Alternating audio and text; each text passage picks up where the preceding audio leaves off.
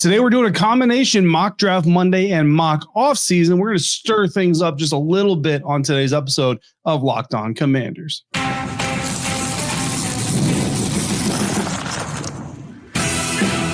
You are Locked On Commanders, your daily podcast on the Washington Commanders. Part of the Locked On Podcast Network, your team every day. Hey, and welcome inside, everybody, to today's episode of Locked On Commanders. I'm your host, David Harrison, here with you every Monday through Friday, your friend on the ground covering the Washington Commanders for Sports Illustrated's CommanderGameDay.com. Also helping out with WUSA9.com's local coverage of the team as well. I want to thank you for coming through today for today's episode. Going to get a little bit fun here. Today's mock draft Monday. So we're all, as every Monday, we're going to do a mock draft, but we're going to put a little bit of a mock off-season twist to it. I'll explain to you a little bit more here in just a minute. Every dayers, I want to give you a special thanks for coming through every single day. And if you are not already, please subscribe for free on YouTube or wherever you are listening to today's episode. If you're new to the show, thank you for giving it a try. Locked On Commanders is your daily podcast here with you, covering the Washington Commanders 5 days a week, all through the offseason. So make sure you come back and do that or join us again. Thank you for coming through today. Part of the Locked On Podcast Network, your team every day. And today's episode is brought to you by FanDuel. Right now, new FanDuel customers can get $150 in bonus bets if your first $5 bet wins. So we're doing a combination mock draft Monday, mock offseason. In this episode, we're going to stir things up just a little bit.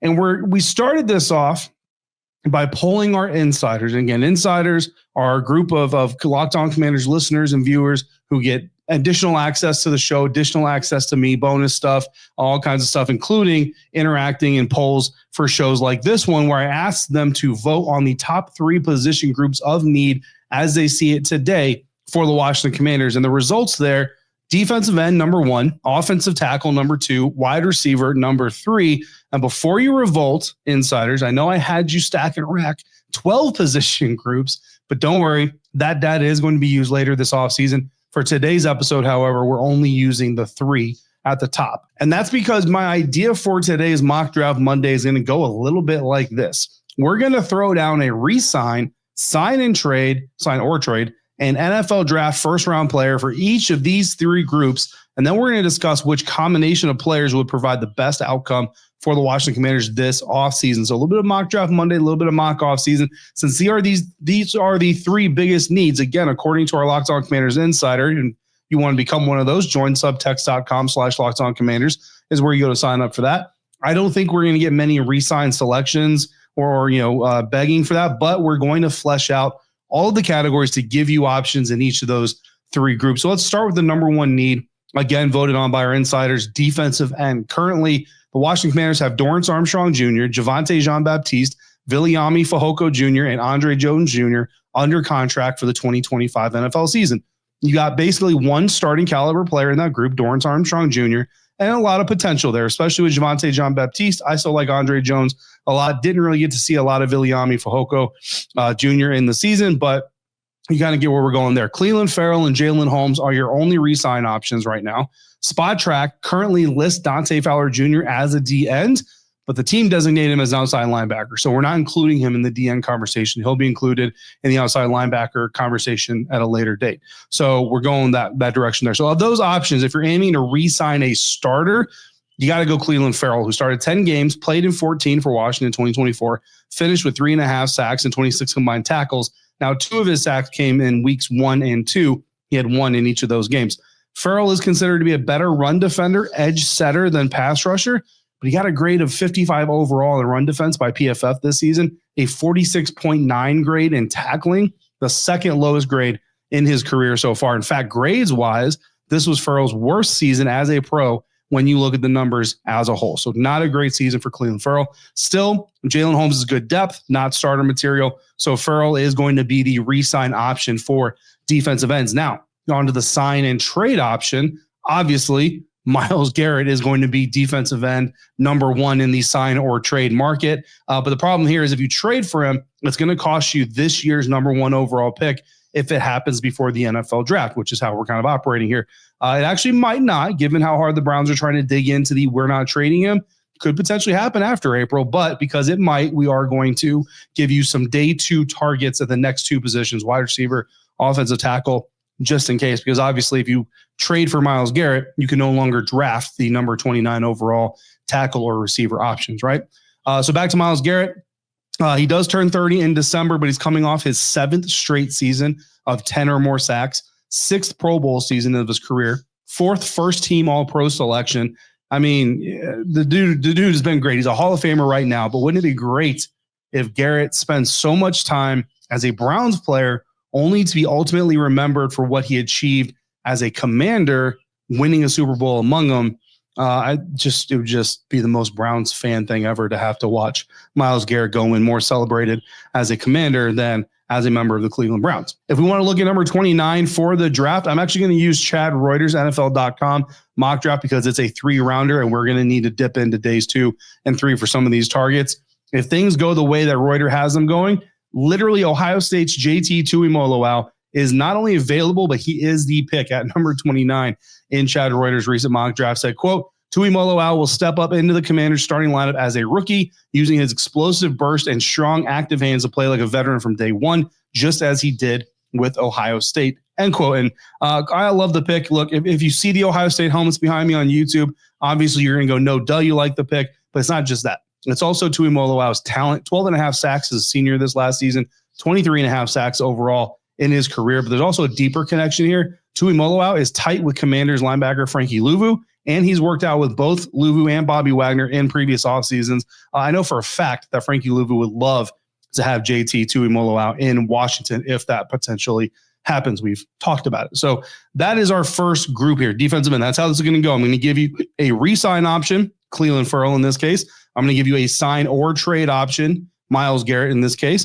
And I'm going to give you an NFL draft first-round pick or second-round day 2 pick. We'll call it day 2 pick in case you choose to sign or trade for, in this case, Myles Garrett and lose number 29 overall. But the draft option here for the Washington Commanders would be JT Tuimoloau. At the end of this, we're going to pick one from each category in the 3 top position groups of need for the Washington Commanders. So now we need to identify our three options, I should say, at the second and third groups, offensive tackles and wide receivers. We're going to do that next on today's episode of Locked On Commanders, part of the Locked On Podcast Network, your team every day.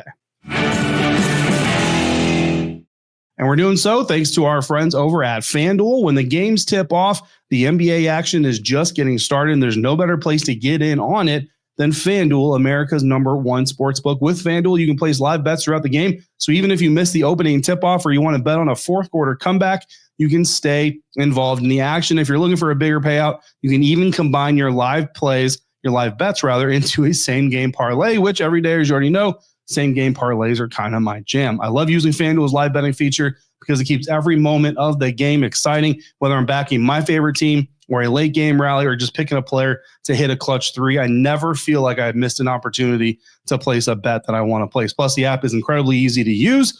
And when you win, you get paid instantly. So right now, new FanDuel customers can get $150 in bonus bets if your first $5 bet wins. Just visit FanDuel.com to join today. That's FanDuel.com for your shot at $150 in bonus bets. Make every moment more with FanDuel, the official sports betting partner of the NBA. We're identifying one re-sign, one sign or trade, and one first-round draft pick option at the top 3 position needs for the Washington Commanders here on today's episode of Locked On Commanders. And we've already identified the 3 options for defensive end. So now let's look forward to offensive tackle. That was the second highest position of need, according to our insider vote. Brandon Coleman, Andrew Wiley, and Aneem Dankwa are the only tackles currently on the 2025 roster. Cornelius Lucas and Trent Scott are pending free agents. Of the 2, if there is a starter option here, it's Cornelius Lucas, but clearly he's not an upgrade at either spot because if he were, he'd have been starting at either of those spots. So potential offensive tackle trade targets could be Evan Neal, who currently plays for the Giants.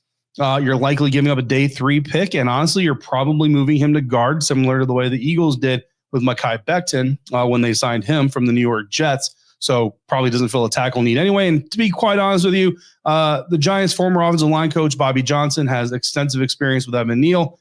I'm not saying he doesn't want Evan Neal, but if you're Adam Peters, I would basically call up Bobby Johnson and say, hey, coach, do we want Evan Neal or do we not want Evan Neal? And basically Bobby says, yes, go get him. All right. Talk to the Giants about a 5th round pick or so. See if they're willing to trade inside the division. If Bobby Johnson says no, it's a done deal for me, and I'm just going to say no. All right, we're good. Free agent option would be Ronnie Stanley of the Baltimore Ravens. He's the number one offensive tackle option on the free agent market coming up. The Ravens are to be said, quote unquote, bracing for his departure. I'd assume if you bring in Ronnie Stanley, he's a left tackle and an all-pro caliber left tackle at that. You're moving Brandon Coleman to right tackle, and he'll spend the training camp preseason battling out with Andrew Wiley, giving you at least a shot to upgrade both spots, but definitely upgrading the left tackle spot. In the draft, the best offensive tackle in the draft taken before Washington gets on the clock at number 29 again in Chad Reuter's NFL.com 3-rounder is Josh Simmons from Ohio State, who goes at number 20 to the Arizona Cardinals. So not likely that he's going to be there at number 29, right? After number 29, the top offensive tackle on the board is Josh Connerly Jr., who ends up going 32nd in Reuters mock draft to the Baltimore Ravens, who are bracing for Ronnie Stanley's departure. Connerly's a 2-year starter from Oregon. He lacks ideal strength at the point of attack, but he does move very well, and that is something that appeared to really there was valued, I should say, by the Commanders last offseason, judging by the O-lineman that they brought in. Good football IQ by Connerly, but is considered a guy who does need time to fully develop, making him a prime candidate to kind of follow the Brandon Coleman process in hopes he'll develop enough in camp to take the starting right or left tackle's job. He's a left tackle at Oregon, 1,000 snaps at left tackle last year. So again, could see Coleman moved to the right side in this situation. So our options here for offensive tackle: re-sign Cornelius Lucas, sign or trade and sign, in this case, Ronnie Stanley, or draft Josh Connerly, or because again, if you trade for Myles Garrett, you don't have number 29, which means you can't draft Josh Connerly, which means you could draft NC State's Anthony Belton in the second round. He's a big tackle with power, ideal arm length, a road grader and run blocking, projected as a right tackle. Honestly, there's a lot to like about Belton. I wouldn't hate him at all. So those are your three options. And really it's kind of four in there in the fact that if you don't trade for Myles Garrett, then you could take Josh Connerly in the NFL draft. Finally, the wide receiver group: Terry McLaurin, Luke McCaffrey, and a bunch of practice squad guys currently on the roster for 2025. Noah Brown and De'Ami Brown are the top two of the options to re-sign wide receivers. Me personally, I'm going to go Noah Brown as the top re-sign option for the Washington Commanders. The thing about Noah Brown, the kidney injury obviously ended his season, but it's a fluke injury, right? Like, kidney injuries are not your run-of-the-mill injury. And it actually gives Noah more time to heal from the other stuff that was ailing him before he joined Washington. So could be a little bit of a blessing in disguise for 2025. And he was doing pretty well for Washington while he was here before he got injured, right? Set a career high in receptions, was on pace to do the same thing in yards and touchdowns as well. And he had an 8.1 yards per target average, which is actually better than De'Ami Brown's 7.7 yards per target average. Because I know a lot of people are going to kind of look at there and say, yeah, but De'Ami's the better deep ball option. And look, he might have had more explosive catches, but at the end of the day, on a per target basis, Noah Brown was actually about half a yard better than De'Ami was during the course of the season. The sign or trade market is really interesting. You got options you could sign like T. Higgins, Chris Godwin from the Tampa Bay Buccaneers, although James Yarko of Locked On Bucs says there's no way the Buccaneers are letting Chris out of Tampa. T. Higgins, Cincinnati Bengals wide receiver, is expected to set the market on fire. Your trade option, so signing, I'm going to go T. Higgins. T. Higgins is basically your option there as far as signing. But when you talk about trading for players, you're looking at guys like Devante Adams. You're looking at guys like Deebo Samuel, Tyler Lockett, Cooper Kupp. Personally, if James Yarko is right, I think Higgins is going to cost way too much. Devante Adams can be had for a day 3 pick, I believe.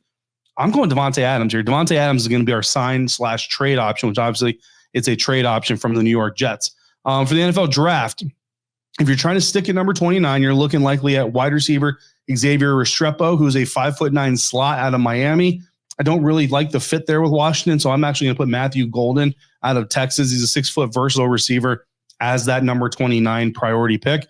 If you trade number 29 for Myles Garrett, then Jack Beck, the 6'1" inside-outside option out of TCU, who's described as big and strong with a rebounder feel for the ball by NFL.com's Lance Zierlein, would be your option there. He's got wide receiver 3 upside, but we're looking for wide receiver 2, right? So for receiver, your options are as follows: re-sign Noah Brown, or trade for Devante Adams, day 3 pick to the New York Jets, or draft Matthew Golden out of Texas if you don't trade for Myles Garrett. If you do trade for Myles Garrett, Jack Beck out of TCU would be your target your next best target at receiver in the NFL draft, according to Chad Reuter's 3-round mock NFL draft. So now we've got our stage set. All right, our options at defensive end: re-sign Clelin Ferrell, trade for Myles Garrett, draft JT Tuimoloau. At offensive tackle, re-sign Cornelius Lucas, sign Ronnie Stanley, draft Josh Connerly or NC State's Anthony Belton if you trade for Myles Garrett. And at receiver, your options are to re-sign Noah Brown, trade for Devante Adams from the New York Jets, and draft either Matthew Golden out of Texas or Jack Beck out of TCU if you trade for Myles Garrett. You got to do one of each. You got to re-sign a guy, sign or trade a guy, and draft a guy. What are our insiders saying about this topic? What am I going to say about this topic? What are you going to say about this topic? All of that coming up next on today's episode of Locked On Commanders, part of the Locked On Podcast Network, your team every day.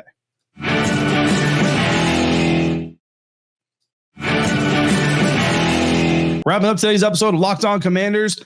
Doing a little bit of a mock draft Monday with a mock offseason. Hope you're having fun with this. I had a lot of fun putting this thing together. In fact, this episode's actually coming out late on Monday because of how much fun I was having putting this show together. I was texting insiders while I was putting it together. They were having a lot of fun responding to the episode and the ideas and the thoughts and everything. So hopefully, if you're watching or listening out there, you're enjoying this as well. This is the kind of stuff that makes a football nerd like me very, very happy in the offseason. So again, we got to pick one. We got to pick one from each category. You can only pick one from each category. Run down again for you just real quick. Re-sign your defensive end options, rather, are either to re-sign Clelin Ferrell, trade for Myles Garrett, draft Ohio State's JT Tuimoloau. Your offensive tackle options: re-sign Cornelius Lucas, sign Ronnie Stanley, or draft Josh Connerly or NC State's Anthony Belton. The or is if you trade for Myles Garrett, you don't have the number 29 overall pick. Wide receiver: re-sign Noah Brown, trade for Devante Adams, or draft Matthew Golden out of Texas or Jack Beck out of TCU. So again, the rules: you got to pick one from each category, and you can only pick one from each category. So going along with my own game, my choices, I am trading for Myles Garrett, which means I no longer have the number 29 pick in the NFL draft. I'm going to choose to re-sign wide receiver Noah Brown, and I'm going to draft then Anthony Belton out of NC State, which gives me Cornelius Lucas, which gives me Brandon Coleman at left tackle, Andrew Wiley at right tackle, Anthony Belton as a right tackle prospect here. Now, the great thing, of course, about real life is that Adam Peters is not restricted by this game, right? He, in his world, he could trade for Myles Garrett, right, for the number 29 overall pick and something else. He could also trade for Devante Adams for a 5th round pick. And he could probably re-sign Noah Brown and De'Ami Brown or one or the other, as well as still drafting Anthony Belton on day 2, develop as a right tackle. In fact, if you look at it, like if you got to give up, say, 2 1s and a 3 for Myles Garrett, you give up this year's 1, next year's 1, and a 3 for Myles Garrett. You get Myles Garrett there. In the 2nd round, you draft Anthony Belton, right tackle prospect out of NC State. In the 3rd round, you don't have a pick. 4th round, you don't have a pick. 5th round pick, you actually trade for Devante Adams. 6th, 7th round picks, you're going to do with what you're going to do with. You re-sign Noah Brown. Maybe you re-sign De'Ami Brown. I mean, look, you're not filling all the holes in one fell swoop, right? Obviously, you're going to still have what about the cornerback and all that stuff. But look, I mean, it's a really good start to a potential offseason. If we get beyond April without a Myles Garrett trade, if Cleveland Browns dig into this thing so hard, they don't trade Myles Garrett before the NFL draft in April, then I like JT Tuimoloau in the NFL draft out of Ohio State. I still like trading for Devante Adams for a 5th rounder. Then I would re-sign Cornelius Lucas in that option. And then you could still draft Anthony Belton in day 2 anyway, while you work out a deal for Myles Garrett for a 2026 1st round pick plus other stuff. Because if you can do all that and you can get Myles Garrett in 2025 on a deferred payment plan until 2026, then that pick is probably number 32, and Adam Peters is a genius and the executive of the year. I'm just saying.